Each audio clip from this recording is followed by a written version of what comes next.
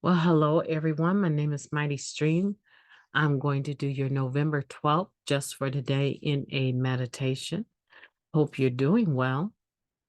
I'm brought to you by Hope Through Navigation, and this is our Hood Recovery Services. You can reach me at recoveryofhope21@gmail.com. Let's go ahead and get into that meditation for November the 12th. I hope you're doing well today. It is entitled Our Own Story. When we honestly tell our own story, someone else may identify with us. Basic text, page 98. Many of us have heard truly captivating speakers at Narcotics Anonymous conventions. We remember the audience alternating between tears of identification and joyous hilarity. Someday, we may think, I'm going to be a main speaker at a convention too. Well, for many of us, that day has yet to arrive. Once in a while, we may be asked to speak at a meeting near where we live. We might speak at a small convention workshop. But after all this time, we're still not hot convention speakers. And that's okay. We've learned that we too have a special message to share, even if it's only at a local meeting with 15 or 20 addicts in attendance. Each of us has only our own story to tell. That's it. We can't tell anyone else's story. Every time we get up to speak, many of us find all the clever lines and funny stories seem to disappear from our minds. But we do have something to offer. We carry the message of hope. We can and do recover from our addiction. And that's enough.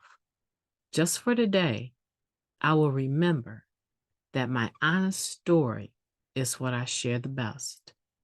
Today, that's enough. Let's take a moment of silence, followed by the we version of the Serenity Prayer. Moment of silence now, please.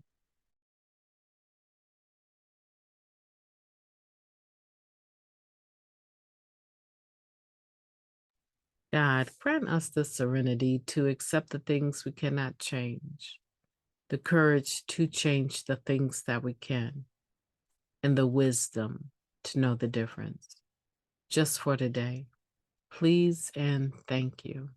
What do you think about that? Our own story. When we honestly tell our own story, someone else may identify with us.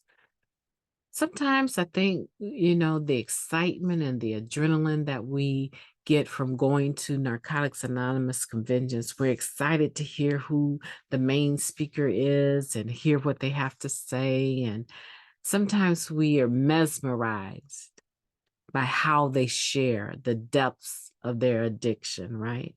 And then how they pull us into the process of recovery and take us through their process of recovering and applying the spiritual principles of all of the steps. See, it's the spiritual awakening. It's the conscious contact with their higher power, asking for the knowledge of their higher power's will for them and the power and the strength to carry that out. It's all of that wrapped up together, right?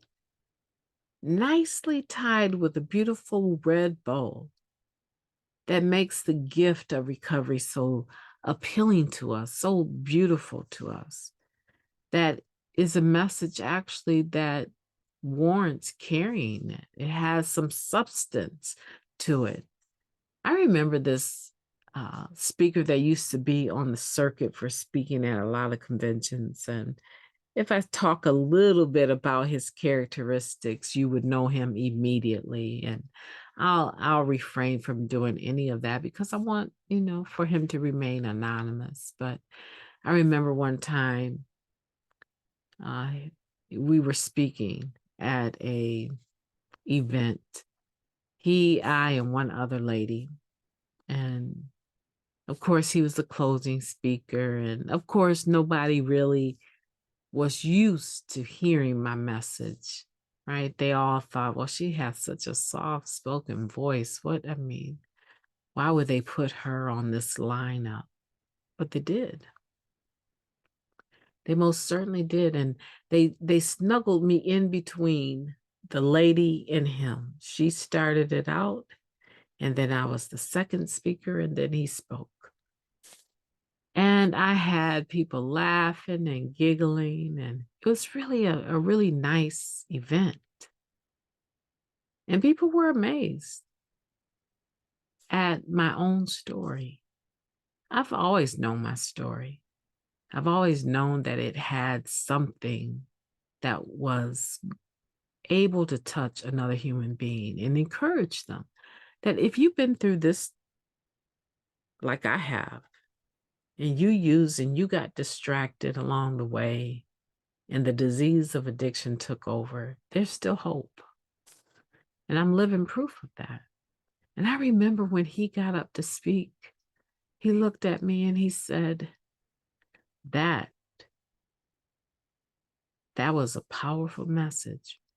People need to hear that all over this world. He said, some people, they have a booming voice, but they lack substance. He said, there was so much power in your voice, and all of the substance, all of the spiritual principles neatly wound up in that message. That was a clear NA message, young lady.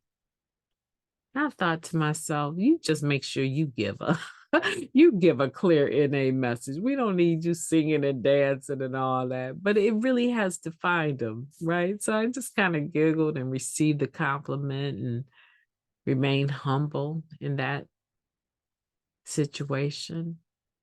Are you like that? You're often thinking whether or not you could carry a message like that, be a main speaker at a convention. How many years have you been in the program, and who's invited you to speak? You know what I found out? I always felt the same. Whether I shared in a meeting where I was the speaker, or if I was sharing in the rooms for 5 minutes here or there, or if I was sharing at an event, I've only shared at a few conventions in the workshops. And the feeling was always the same for me. This is a privilege. This is an honor to have come to a point where someone else would value my message of recovery and trust that I'm going to carry a clear NA message that no one will be confused about, but be able to receive the hope from my message. And I believe that about yours. I believe that you too have a message. And the next time someone asks you to speak, just say yes. Just say yes. Take a chance on yourself, because if they're asking you to speak, they probably know a little bit about your story, and they probably think that you have a message of hope that any addict can stop using, lose the desire to use, and find a new way to live. They probably believe that about you, and that's why they're asking you. Your story will never be my story.